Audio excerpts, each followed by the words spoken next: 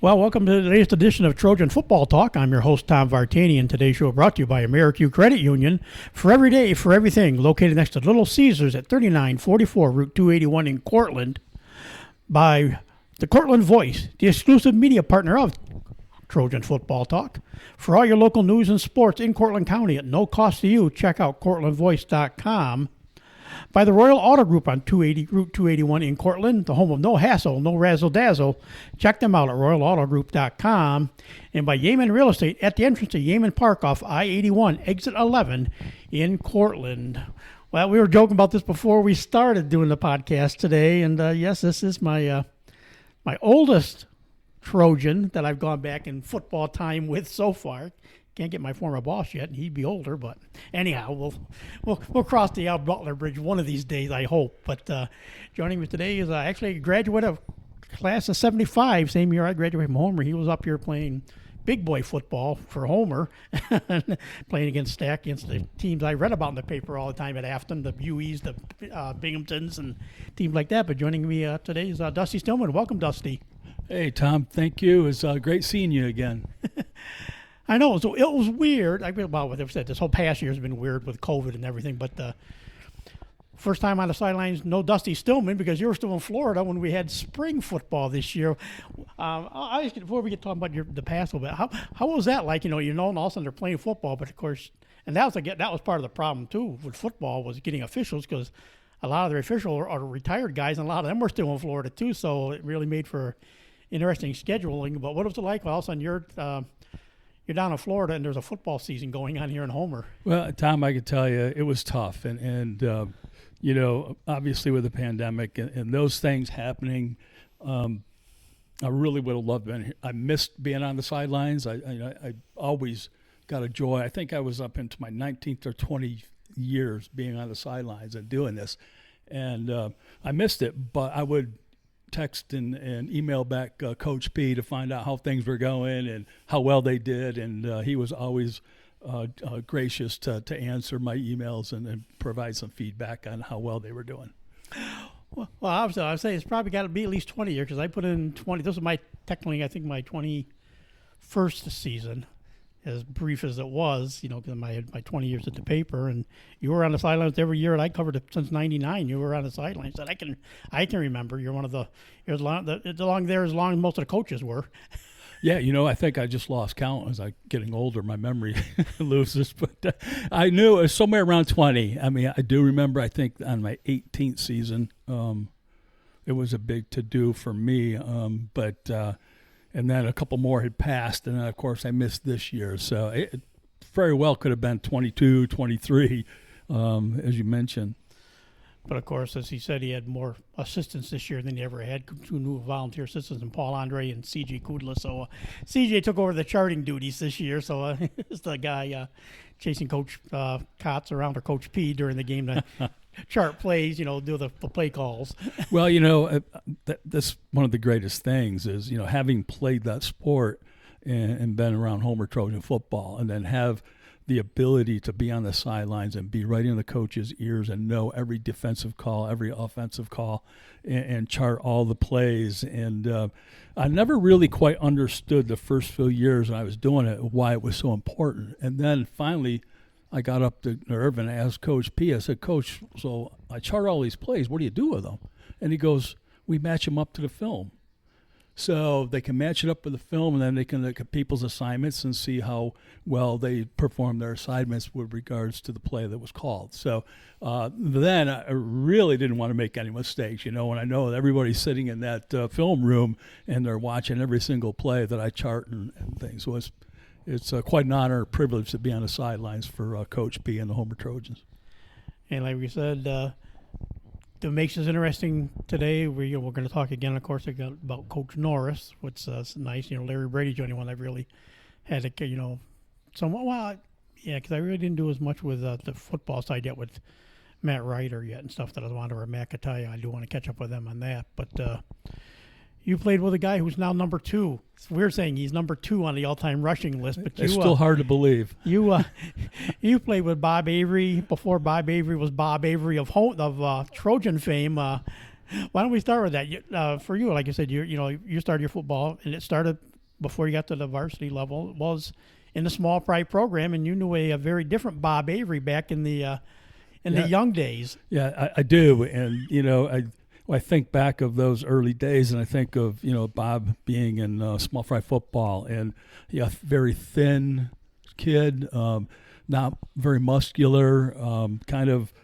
It just seemed like he didn't have any strength and everything else. And all of a sudden, like 2 years later, his freshman year and sophomore year, he just blossomed into this tough, hard-nosed, physical specimen. I mean, he looked like Tarzan, and he did become the Bob Avery of Bob Avery. And still, even to this day, it's hard for me to believe that someone beat his records when I think back and, not to disparage or take away anything from any of our kids who went to the programs, but when I think back in those days in Stack, and little old Homer was playing schools that are 3 times the size, such as Vestal and Union Endicott and Ithaca, and even those schools today are still bigger than Homer. And I'm not sure that when the last time we actually played some schools that size, but it was pretty amazing. And I think back, and I tell you real quickly, as we get into, say, Coach Norris, and obviously he was like a father figure to me, but I do remember one game in particular where Vestal was coming to Homer, and Vestal was ranked number 1 in the state. And they didn't have small school, large school then. It was just the ranking. And they were ranked number 1, and they were going to come up to Buttsfield. And so, here they are, number 1 in the state, and we're Homer, right? So they're like 3 times the size of us. And anyways, I don't know where the idea came from, but they decided at the start of the game not to leave the locker room. So Vestal was out there waiting for Homer to come out of the locker room, and Coach Norris and his assistants were not going out there. So we were basically playing a psychological game back in 1974, which I found was pretty amazing. And I think obviously we got flagged and everything else, but as we came out, we walked slowly across the field and went in front of the Vestal bench and just started shaking our fist at it. We're going to get you. We're going to get you. And I think they were shocked because the score at halftime was Vestal 6, Homer 0. And then we tried it again on the second half. It didn't work. They blew us out. The final score was like 26-6 or something like that. But anyways, it was a pretty cool story. So what was it like, like you say, you see, I can relate to this time frame. We didn't have small fry football in Afton. We were such a small school anyway, small town anyways. But what was it like back in those days? Obviously, Bob Avery, all the younger people go, wait, we want to be like Bob Avery. The guys I've talked to lately, we want to be like a Bob Avery and do things like that. But who were the guys when you were playing small fry football that you thought of maybe like, boy, if I could play someday, I'd like to be like this guy that's playing on the varsity team now? Yeah, that's a great question. And when I was growing up, and we always went to the Homer football games, and I did look up to those players who were ahead of us, and we wanted to put those jerseys on. We wanted to go play Homer Trojan football. It's small fry players and coming up to the system. There was nothing bigger than, they talk about the show Friday Night Lights, and it was a real thing in this town in Homer back in those days. And I know that there were thousands of people lined up around the fences to some of these games. Now you still have some pretty good participation, but it's not, there's so many other distractions today, and it's just not nearly as a community as big as I would hope to see it at times. But it was huge, and we'd go there and we'd see, and Homer had some very nice, strong football teams back there in the late 60s, early 70s. And so it was easy for me, as a young, kid playing a small fry and going to those games and looking at those guys and say, yeah, I want to get in and fill those shoes one of these days. And I was fortunate enough to be able to do that. Who were some of the guys per se? That I think of like my neighbor, Greg Green. He is probably one of the biggest and best linemen. I was small. Of course, I wanted to be a quarterback or a tailback or a defensive back. But when I see those guys, and I see, a guy named like Pete Young, very strong guy, or Billy Robinson, who actually went on to play collegiately, I think, down at Coastal Carolina. And, even the Al Butler you mentioned earlier, he was a great quarterback for Homer. He did a nice job. And, I wanted to fill those shoes, and I think of a guy like Denny Cahey, who was also a quarterback for Homer. So, I always wanted to be a quarterback for Homer, and I was fortunate enough to be a quarterback for Homer. About 50% of the time, I always had a competition with another fellow classmate who was quite a good quarterback, who had shoulder problems, so he'd get hurt every now and then, and I'd get my chance to go in and play. So that was great. Who was that you were to share time at the time with then? The guys, the quarterback who played when I played was Wayne Stafford. You might have seen him in maybe some of the statistics. He was bigger than I was, but the coaches were always getting on him that he would always take the hit instead of like getting out of bounds. He'd lower that shoulder and take that hit, and was never one to shy away from contact, similar to Bob Avery, because I think Bob could have juked a lot of guys in his career, but I remember he would just mow guys over. So when you came up through, they had the modified program, junior high program. Did they still have freshman football when you came through? Was there actually? They did for like 1 year. It was I think it was like 1 or 2 years they had it. But I never played freshman football. I went from small fry right to JV. I was a lot younger than most of my classmates at that time. And so I think I was, probably in 7th grade, I was still in small fry because I was still young. Okay. So did, as you got to the JV level, was Bob with you then too, or did he? No, he was already up on the varsity then. Yeah. Bob was Bob. So. Yeah. So. One interesting thing is when I think about that, I think, playing in '73, they started this thing in the Homer Men and Boys Player of the Week, and that was really interesting because, I talk about the quarterback who I backed up and had a chance to play a lot was again Wayne Stafford. He got hurt, so I ended up playing, I think, one of the first games of the season. And I ran for a touchdown, and I think I threw for a touchdown, and I returned a punt for a long ways. And I actually was the very first Homer Men and Boys Player of the Week with all the other talent that was on that team. I thought that was pretty interesting. So they have a great big picture of you in the front window of Homer Men and Boys, and that was to be the first, was honored to have that, and they actually carried that tradition out for quite some time. I'm not quite sure when it ended, but so I got that before Bob did. And of course, Homer Men and Boys, for people who haven't been through Homer, right on Main Street, right in the middle of the business district on Main Street, on the right hand side, there's Homer Men and Boys, and so your smiling face was there for a week or so. You can't miss it. It's a mainstay in our community and has been for a very long time. So what was it like when you finally got up? Made varsity. You said you were backup quarterback. What other positions did you play other than? I was a kick returner, punt returner. I played defensive back.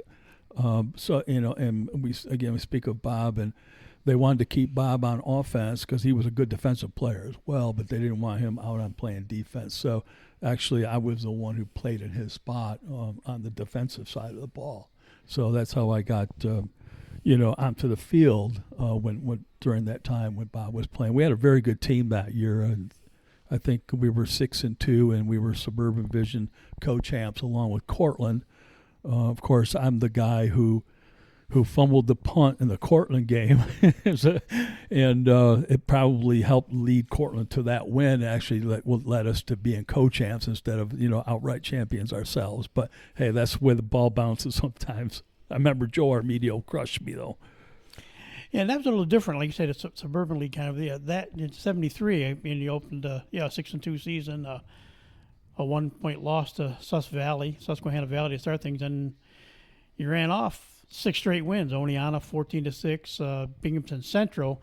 This is back in the day when Binghamton had three teams. They had Binghamton North, Binghamton Central, and Binghamton Catholic. They were all Catholic Central actually had. I'm thinking of the gentleman now. His name was Dave Getz. He was a big-time football player down there, and actually went on a scholarship to play at Penn State. I remember him well because he ran me over one time.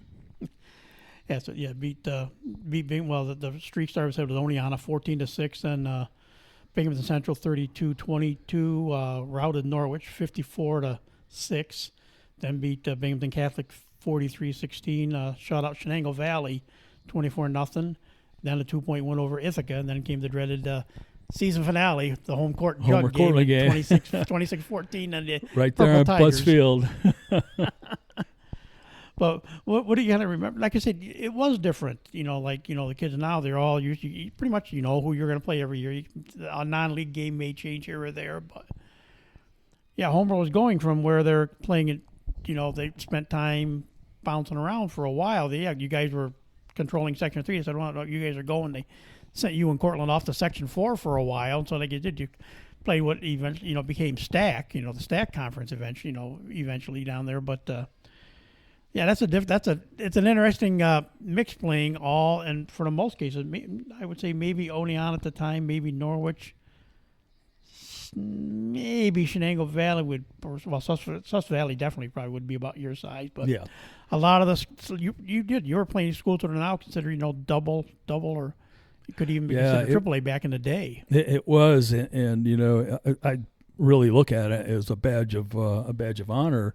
Knowing that when we were in STAC those years that we were playing competition with schools that were 2 times and maybe even sometimes like Vestal was 3 times larger than Homer, and we were very competitive, and I think that's attributed to the coaching that we had, obviously, and Mike Norris and the assistant staff that he put together. And again, there was and then I know when the Bells came along and they won the state championship in '86, and I know when he ended up leaving the program and Gary, Coach P, took over, Homer was one of the only schools that played up in division for almost 13 or 14 years straight. That was when, normally they place you in your league based on your school size, whether you're Class A, B, C, or D. And Homer having won in 1986, they were forced to play up. And I remember having a conversation with Coach P that, we're playing, he was playing, and his teams early on in most of his career were playing 13 years of schools that were much bigger than that even. So, again, that's a testament to the quality of the Homer Trojan football programs that we have put together for the last 50 years, So we talked about that junior season, and of course this is we're getting your first indoctrination to everybody called him around Homer, Mr. Football. But you think about that though, you're getting a Vestal team at that time when you did finally see Vestal the next year, senior year, and then of course it was Union Endicott you saw in your senior year. Yeah. 2 legendary coaches down there between Fran Angelini, absolutely. And Dick Hoover at Vestal. Yep. And you throw in Coach Norris from Homer Right. In there with that mix. You're talking about some very interesting and successful coaches on the sidelines. Very legendary coaches, and certainly my heart in with Coach Norris and the things that we accomplished with our program. But yeah, when you think of the Vestal coach and Fran Angelini at UE, I mean, they're legends, and to be part of those football programs and playing down in the UE Stadium back then, or even have Vestal coming to Homer as the #1 high school football program in the state, that's pretty amazing. And to be there and be competitive. We weren't so competitive my senior year against Union Endicott. As a matter of fact, it was probably one of the worst football experiences I had because we literally beat us up down there. It was 50-something to 6, if I remember correctly. Exactly, 50-6. 50-6, yeah. And we were fighting, clawing, scraping for our lives because they were big and strong. I mean, that season started out 2-1. I mean, it was a 18-6 win over Norwich, then lost 31-6 to Susquehanna Valley. Then it was the 14-8 win over Binghamton North. This year it was North instead of Central. Then, of course, UE 50-6. Then you come back with another win. Beat the third win of the season was the Shenango Valley game, 27-14. I'm kind of looking to see here because it says, okay, there it is. Never mind. Then it was Binghamton Catholic got revenge, 34-14. Then the one tie of the year actually was a Section 3 team. Yep. It was only part before they became what they are that now, the the North Salve Stars. game? It was Was it Cicero. Oh, Cicero, 30-30. Cicero before they came up, 30-30 game. 30-30. Yep, I remember that. I can't believe I still remember the score. Then, of course, it was Vesto 29-6, and then, of course, the Purple Tigers with a 29 nothing to cap off the 3-5-1 season. Another home court. So you got to be unique. You'll be one of these. If anybody I get to this era, you'll be one of the few of those that didn't find success in the home court jug game. Where now you talk to the guys the last few years, it's been a. But it did. Originally, the series started out fairly close. Cortland won a few. Yeah. And then Homer would win a few, but it always stayed close. Then it kind of, where Homer really kind of pulled things even was they won, I think, 6 in a row for one stretch, and it was Pete Reef's senior year. They snapped Homer's 6-game winning streak in the jug, and then it's kind of a little bit back and forth, but more starting to lean towards Homer now. Like we said, Homer's won 9 straight of those games, but we know what it's like now. And I kind of joke, I talk to the guys. The guys know each other at Cortland and Homer. They do know each other quite well now. They play together in other sports. They hang out a lot more together. It's nice. So I always jokingly say, and this goes back, this is our era, of course. You're in my era, mid-'70s. The home court jug game was a little more. It was a different home court jug game, a little more intense, a lot more pride on the line. Then now I think that rivalry lives through the older players because they remember what it was really like. For the kids now, they're all friends more. So yeah, you still want to beat them, but it was back in the '70s. It was a big different deal. Yeah, it was definitely dog eat dog, and it was a real rivalry. Now, I think of a podcast I think you did not too long ago with Jake Plunkett, and he played hockey, so he played hockey with the Cortland kids, and so he was also playing against them. So they were much more friends, and I even think today, but communities have become so much closer to one another. So even though there is a rivalry and they do want to beat each other, I think I would have to agree with you 100% that in the 70s and even the 60s or what have you, even probably in the early 80s, it was we didn't like each other very well. And the irony, I think, that even today now is being an older person and with the advent of Facebook, I've become friends on Facebook with a lot of the Cortland kids I used to play against, and we remember each other, and now we have this mutual respect for one another, and we're actually friends outside of that back then, compared to now. Well, I have to laugh because I do want you to repeat this story. This was a good one we were talking about before we started talking about you're talking about like the fumble punt in the that first home court jug game you played in as a junior. It came back to haunt you back about 6-7 years later. Oh my gosh, what a great story this is! And it's just you can't even make this up. So let me set this up. Here we are. I'm a junior on a football team. And for Homer Trojans, and it's our rival game against Cortland, and they get the ball first, and we stuff them. Boom, they have 3 and out. They have to punt. So they punt the ball, and lo and behold, I go to catch the ball, and we have bad communication between me and another guy. Normally back then, we put 2 people back for the punt. One guy would call it, and the other guy would tell you to fair catch it or run. So I didn't get a call, so I didn't know what to do. So I looked down to see where the rush was, and by the time I looked back up, it hit me in the chest and bounced forward. And I'm trying to go get it. And I remember Joe Armedio was on the Cortland team, and I think a lot of people know who Joe is these days. He body blocked me and laid me right out, and I couldn't get to it. Cortland recovers the ball and goes in for a touchdown. So that's how that whole game started. Not very well for Mr. Stillman, but as I get older, and go off to college. I meet my wife, and we decide to get married, and we have a young child. There's now 6 or 7 years have passed since that game, and I move up to a place, Lake Como, and go to introduce myself to my neighbors. And I introduce myself to this gentleman named Don Schutz, and he says, "Hey, Don, my name's Dusty Stillman."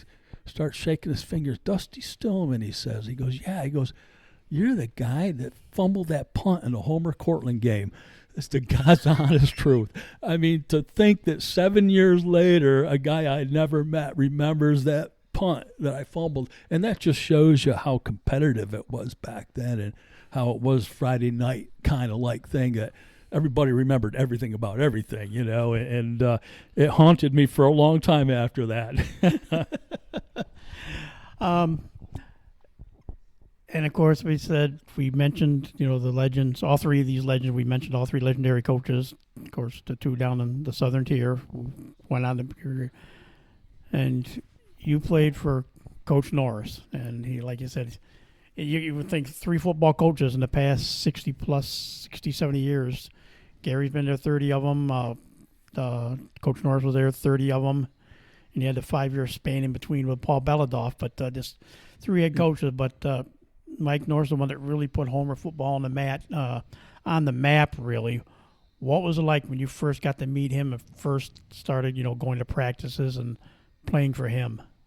Well, initially I was a little scared, you know, being a young pup and going up there, and you know, even, you know, Coach Norris had already made a name for himself by the time I got to go play for him. So he was already a legend, even in, you know, in the 70s, and you know, automatically I took a liking to him, and I think he reciprocated very well. I think he took a liking to me, and you know, I think back in those days, and you know, I look at him as like a father figure, because you know, I think back at that time, you know, I could have gone in many different directions as a youth, and I think playing for Coach Norris kept me on the straight and narrow. And I'm forever indebted to him for that. He always treated me with respect, and he was tough. I don't know if you heard stories or not, but he was a very tough football coach, hard nosed,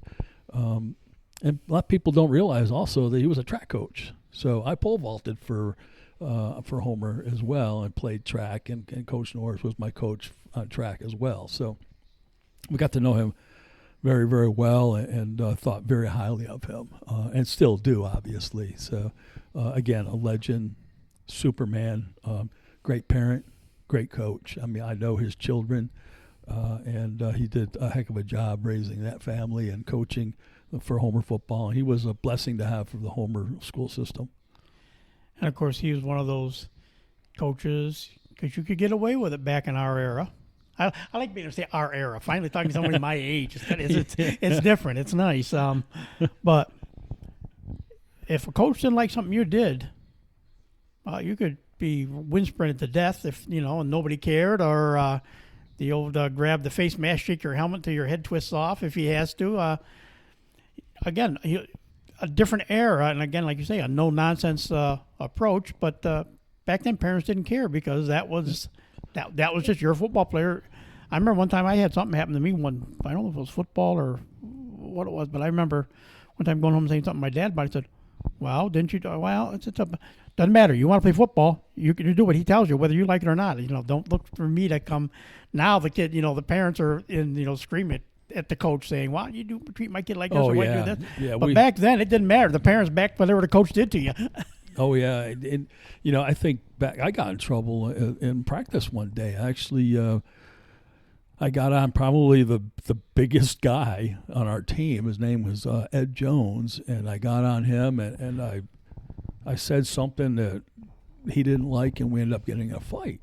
And here's a guy, I'm 150 pounds, soaking wet, and he's like 220 pounds, and we're duking it out. And Coach Norris, you think he would take us aside and you know, and give us, you know, a hard time about it, or suspend us, or give us wind sprints? But you know, he talked to us about being men, you know, and being into it together. He brought us together and said, you know, you guys are teammates, and I don't even want to know what happened here, but I know you have mutual respect for one another.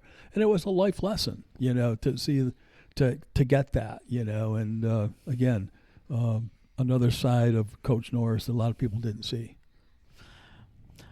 and everybody's had different stories about him. Fortunately, two people I know now. Larry Brady grew up with his one son, and of course Tom Cottrell was an assistant coach in the football team. Grew up with one of the Norris's other sons, so they pretty much kind of lived in the Norris household at times because they were hanging out with the brothers and stuff. But so you see, so they have a different view of him, off the field, on the field. But what is it? What made Coach Norris the guy he was? From your perspective, you're one of those that maybe weren't hanging out with the rest of his family off and on. But what was it that made so many people respect him so much? I think I attribute it to like you think of a parent, and a parent has to have tough love, and I think that's what I saw out of Coach Norris, and I think that's what attracted me to him and value the relationship that I had with him as being my coach, and knowing that he was tough. But he was tough for a reason. He was tough because he wanted the best for you, and I sensed that as a young youth playing it. I think many others did as well. I know. So that's kind of the feeling that I got. It was the almost like the parental tough love kind of thing that you would get. And I know we're going to do another podcast down the road on my TV and the net side, because obviously, like you said, you were in track also, and you wrestled, I believe. Because I know, and I'll let you throw this in here anyways, because of the fact that when you talk Coach Norris, you talk about longtime coaches at Homer for many years of different things that went on. Of course, George Butts, everybody knows George Butts. He probably coached every program in Homer at one point. There weren't as many, but as much as you liked Coach Norris, and you say how much of this, there was another guy that was, like you said, a big father figure, and like I said, we'll talk about him more on TV and that, but you got quite a special relationship with the wrestling coach, Mr. Wagner.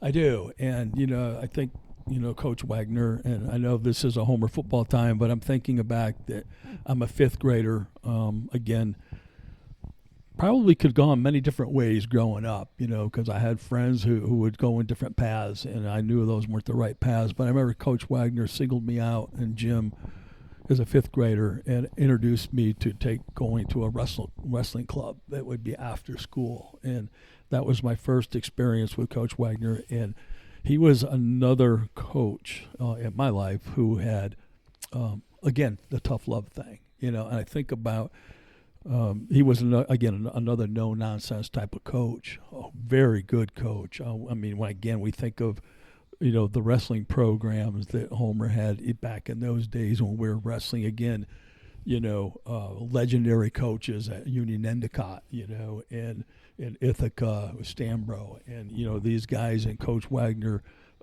had teams that competed greatly with those other schools.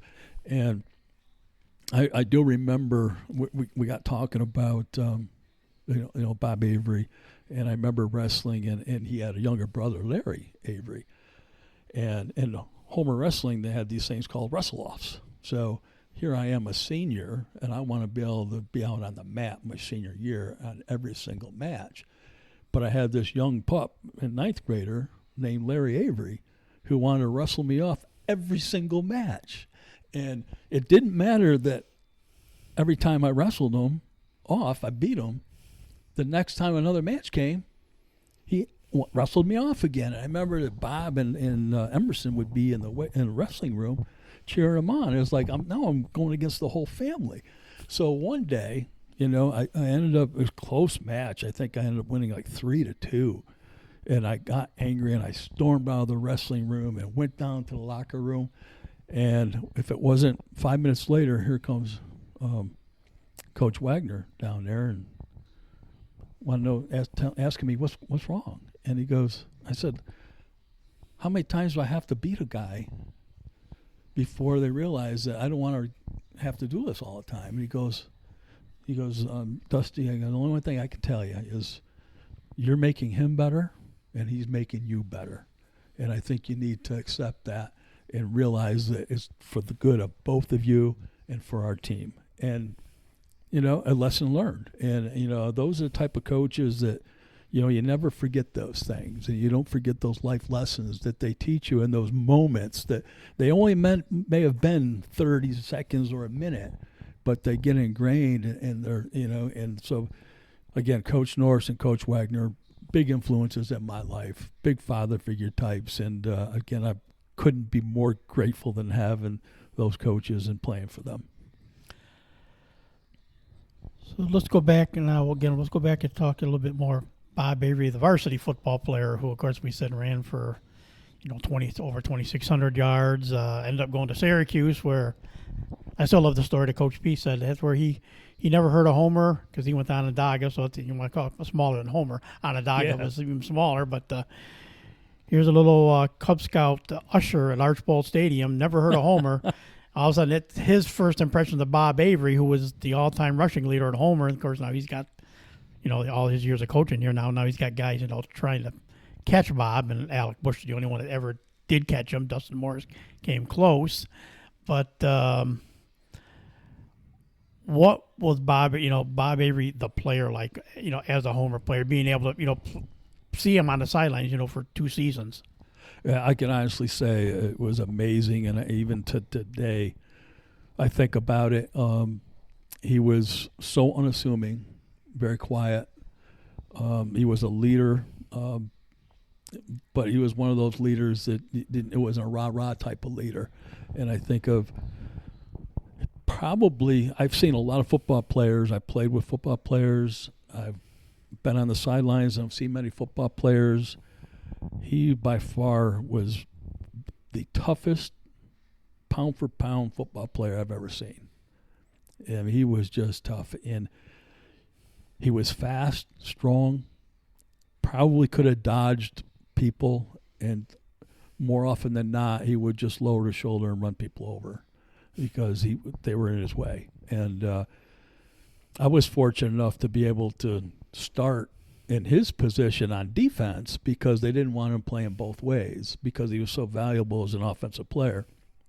And so he was also a defensive back, but he didn't play much defensive back, once he started putting up numbers that he was putting up. So I was able to get on the field and play defensive back in his position. So, and that's one of the things that helped. I know, not wanting to toot my own horn, but I remember we had drills in practice, and I came off a knee injury, and we had tackling drills, and I had to tackle Bob, and I brought him down a couple times, and I remember looking up and having the coaches looking at each other, and like their eyes were wide open, and say, "Whoa, what's this Stillman kid doing tackling Avery?"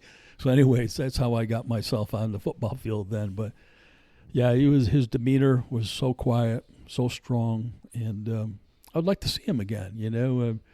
My understanding is, I'm not sure a lot of people realize that at one point after his career at Syracuse, he was ranked 6th on the all-time rushing list. And I think of the running backs that came before him, like Little and Zonka and all the other ones. I can't really off the top of my head right now, but when you're 6th on the Syracuse all-time rushing list after 1980, and you think of all the ones that came before him, that was quite an accomplishment. And my understanding was that he did get drafted to play in the NFL, but they wanted him to play like a safety or defensive back, and he opted out of doing that and decided to go on and get his lawyer degree. And my understanding is he's somewhere in New England now as an attorney. Yeah, I can think of 4 guys that were ahead of him probably. Then, like you said, mentioned Larry Zonka and Floyd Little. Well, of course, then you had Jim Brown and Ernie Davis. And Ernie Davis, yes. And so you put those 4, and then you put Bob Avery as the 6th all time. He was some pretty good company back then. Like you said, he had, the 73 season, he had 1,600 yards. That averaged just over, averaged almost 201 yards a game. And the year before that, in 72, I saw it here a second ago. It was here right as I looked at stuff. He had 1,022. So he averaged just over 100, almost 114 yards a game. So just between, 2 seasons, go from averaging, 114 yards a game to averaging almost 201 yards a game in a 2-year span between the 72 and the 73 season. There had to be something about him and a work ethic too with him that you just didn't see much of.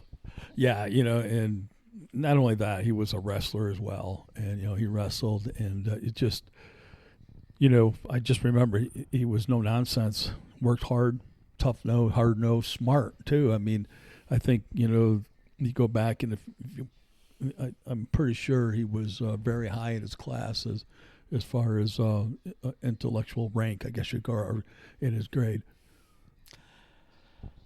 So football ended, of course. Well, everything ended. Graduated in '75, off to college, and eventually worked your way back to Homer. What brought you back to where you grew up, Homer, New York? The community. Certainly, I met my wife, and we were at Brockport State University, and there was just something about Homer. It's a great place to raise a family. I knew that I wanted to raise my children here. I actually came back, and my nephews were playing football in small fry, and that's how I became a small fry football coach. I coached small fry football for 8 years. I actually ran the program for a couple, and then I got introduced to the sidelines. So I've been around, not only played Homer football, but taught and coached small fry football, and been on the sidelines probably, if I added them all up, it's quite a career. It's probably 30-some years associated with that. And, I talk about Homer football, but it's about community as well, and I think you can associate the sports programs in this town with the community. I know we're starting to, the last 10 years, you start to see a little bit of separation. It's not nearly as big as it used to be. I mean, the gyms used to be full. The fields used to, overflowing with people.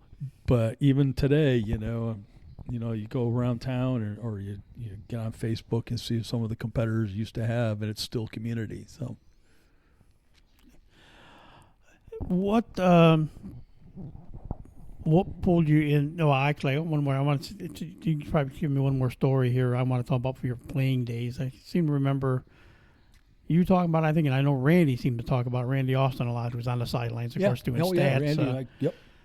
Back, and of course, some of us don't remember back in the '70s. It was 70s and in the '80s. It was hair. The hair was the. Oh yeah. And the hair was the thing, and there was a hair story that involved, I think, you guys in UE. Wasn't it? Or was it there Vestal? Was, yeah. Oh, yeah. Fran Angeline called us a bunch of long hairs. And me and I think of Bert Davenport, another good player back in the day for Homer. And we were literally getting beat up down there in Union Endicott. And it was like going into a stadium. I think it even still exists today. It's just a big concrete stadium. Yeah.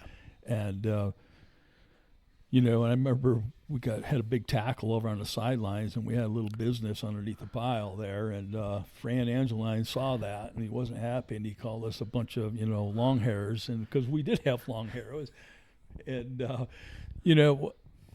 believe it or not, we got talked to that following Monday. Coach Norris put us all up in the stands before practice started. And he basically let us have it because he had gotten notification from the athletic director in Union Endicott to the athletic director in Homer. I think it was Carl Tarbell at the time. And he called Coach Norris in and said that the athletic director, through Fran Angeline, was very upset with the way Homer represented himself down there, like saying that we were dirty. The only dirty thing that we ever had is we just talked back to Fran Angeline because we didn't like being called a bunch of long hairs. Now, we still got our butts kicked. And Coach Norris reminded us that we played for Homer and we represented the school, and they wouldn't have none of that going forward. So another lesson learned. So as you said, got involved when you came back, got involved in small fry football and stuff like that and everything, and it got you back to that. What actually brought you back? And you think of people on the sidelines, you got Lyle Cottrell, Tom's dad, has run the chain crew for like forever. He's got a bunch of guys over that have been, the chain crew have been there forever. They always, once in a great while, they have to replace somebody, but they've been there forever. Randy and Jeff were both stats guys for a while. Now it's Randy, and Ryan was helping out at times. This year was just Randy because of the weird start times. They didn't help us. But then you got Stu Contento, a former player who's been on there forever. Mike McGee used to be his sidekick and on the sidelines, and you guys were, all these your former. What drew you back, or eventually got you back on the sidelines? And like you say, now you're the charter of the plays. It's just being a part of that history with Homer football. I mean, I still, even today, I look forward to getting that letter from the athletic director asking me if I still want to be on the sidelines helping Coach P. It's a privilege, and I really do feel privileged. There's a huge tradition there, and to continue that part of that tradition. And that's when I first came back to the community here, and I wanted to get into coaching small fry football because my sister said that her son was playing, they didn't have a coach and needed someone, and I found a perfect opportunity to get back involved on the side of football. Now, I raised 3 daughters, but story be told, 2 of them played small fry football. So, when you could control that back then on, but anyways, just be able to continue to be part of the tradition of something that seems at times seems bigger than life. When you think about Homer football tradition, I think you could probably talk to other coaches. And I think I heard a couple of years ago that there was a coach, a newer coach coming out of Chittenango, and he wanted to build their program at Chittenango with what we've done in Homer as far as making it a tradition. And, when you look at the sideline and you see all the help and the staff there, and it's all of them who actually played at one point, for Homer football. When I think of, like you said, Randy Austin, and people don't realize that Randy's dad was a stat person on the sideline, and Randy's dad was my first small fry football coach. So that all leads to it, his name was Butch Austin, another hard-nosed coach, even as a small fry football coach. And I remember him being on the sideline and doing the statistics when I was playing as a junior and a senior on Homer football team. So, again, tradition, you always want to be part of something that big, and it's again, honored and privileged to do so. Like I said, since you've been there, at least since you've been, some of the guys I know, like we said, Alec, you got to see Alec Bush become the first, 3,000-yard rusher, almost a 4,000-yard rusher. Who says he would have got 4,000 yards if he could have got 26 carries a game like Andrew Van Patten did these three games this season? I said, Coach P likes to sub when it gets to be a big league. And I mean, he gave Andrew a little more leash this year because there weren't. I said part of it was there weren't that many games this year, so he gave him a little more of a leash than back in the day. But you got to see him. You got to see Andrew play though until this year. Dustin Morris, Johnny Horner, Jake Plunkett, Mark Brenchley, Luke Sewell, all guys, in the top 10. I know all those guys. I was on the sidelines with them and carrying the football every time they carried it. I mean, I still see them running. Who in that group? I mean, it's tough to pick out a guy out of that group. I mean, obviously Alec passed him yard wise, obviously. So of that group alone, who I was think most like Bob Avery in that group. More like Bob Avery in that group. I would have to say maybe a Van Patten kid because he was just brutally tough, But I think of Dustin, and I think of how smooth he was, I mean, I've watched all these kids play, and I don't think there was a smoother runner than Dustin was. He just slithered through the hole, and next thing you know, you had open field ahead of him. Whereas a lot of the Homer backs were strong and pretty strong and brutal like that, and would tend to bounce off the contact, I guess you could say, for a better word, and then make a lot of yardage or yards after contact. Because there's one guy here, let's see, 2, 4, 6, 8. He is in the top 10 because he's just ahead of Luke, and he would have come along. 74 is your senior year, so he would have been a sophomore. It's his first year, and he graduated in 76. Actually, a couple years with you. But he's the last of the 2,000-yard rushers. There's 9 of them have rushed. I think 9 have rushed for 2,000 yards or more. Bill Bierman. Oh yeah, I remember Billy well. Absolutely, I actually played with him. what you could tell us about that? I guess there's a name that's among this group that Well, I remember Bill as being like stout, I guess you could say. I don't think he was very tall, but he was stronger than a bull, and he was quick. And he hit a hole quick, very, very quick. He could hit the hole. I don't remember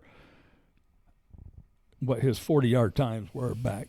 Back then the guys were doing 4.8s, 4.7s, and 4.8s, and they were like the fastest kids in the schools. But now you got 300-pound linemen running 4.6s and 4.7s. So if you talk about the way people have grown and and evolved over the years. I remember even me back in 74. I was probably one of the top 2 or 3 speed guys in my class, and I ran a 4.940. Back then that was huge. Now it's like Tom Brady could, he says he does about a 5.1 or 5.2. But it's interesting. Yeah, Billy Bearman, I remember him well. He was another good wrestler as well too, and his brother Joe. But yeah, another hard-nosed football player. And I think there's a common theme here. The kids and the athletes and the football players who played in those years, and even now, they tend to all be hard-nosed football players. And I think that's a testament again to the program, and the tradition that we have.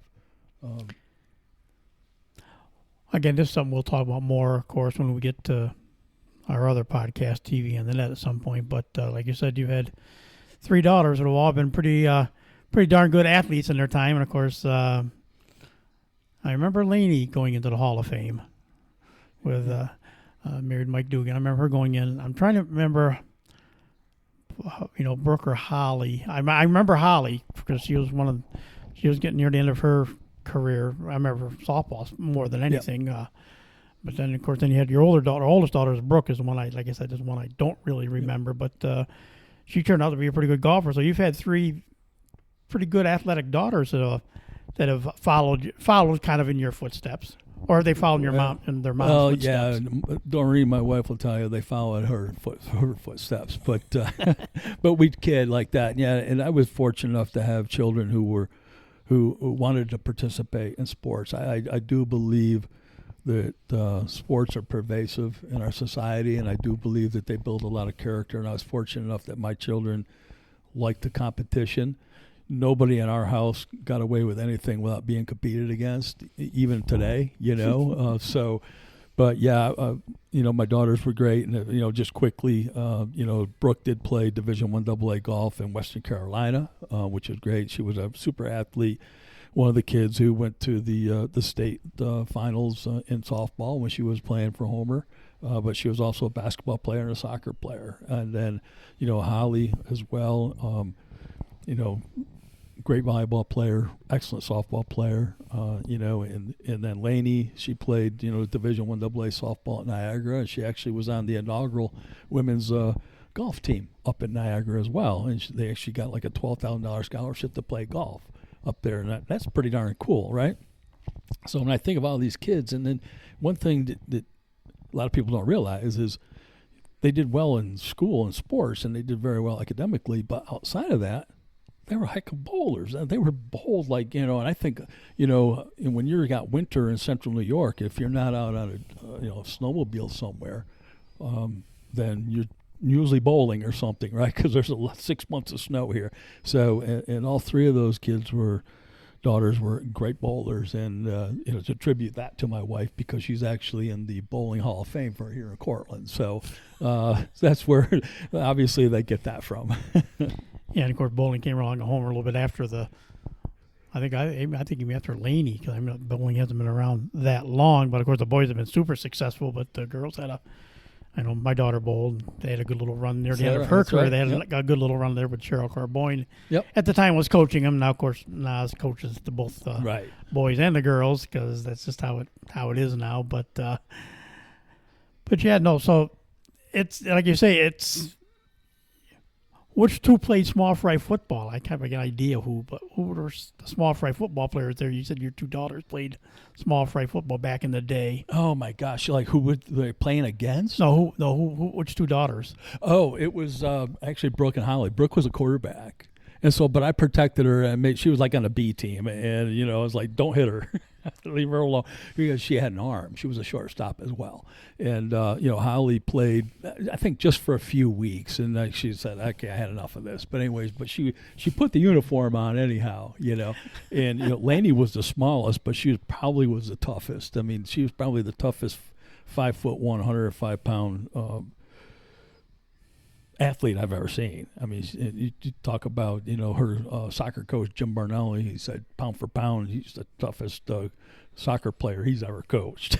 And she was, her nickname was the Little Tornado. So. Well, yeah, I figured two bigger sisters, and we're both, they didn't bigger than they were, so that didn't matter. So she was always the everything was earned. That's right, nothing given.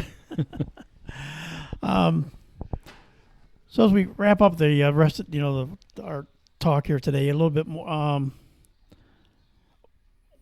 What do you enjoy the most about being on the sidelines now? Like you say, you're part of that's the thing we're going to start doing. I think is just we're going to talk with coach was saying we got to come up with some other ideas. I mean, I'm working on former players and stuff too, but like traditions and maybe something like with Lyle because the chain crew forever. What brings you back every year to want to be on the sidelines and be part of the program? That's a great question, and and I've thought about it a few times, and I think what I really get out of it, the biggest joy I get is the interaction the coach has with the players, the coaches, and I look at Coach Pasidlik and then I look at Coach Kotz, and they're two dynamically different type of coaches, and I love watching the interaction. Coach Kotz speaks to the athletes like in their own language, and they get it. Coach P is probably the most upbeat coach I've ever seen. He's just Mr. Positive, Mr. Positive, Mr. Positive. And I think, and I hear that on the sideline. And just to see that and see the interaction with the athletes. And besides, if I can't play it, that's as close to playing as I can get because I know every defensive call and I know every offensive call. And I'm right in the coach's ear. So I'm like, truly, I feel like I'm in the middle of the game.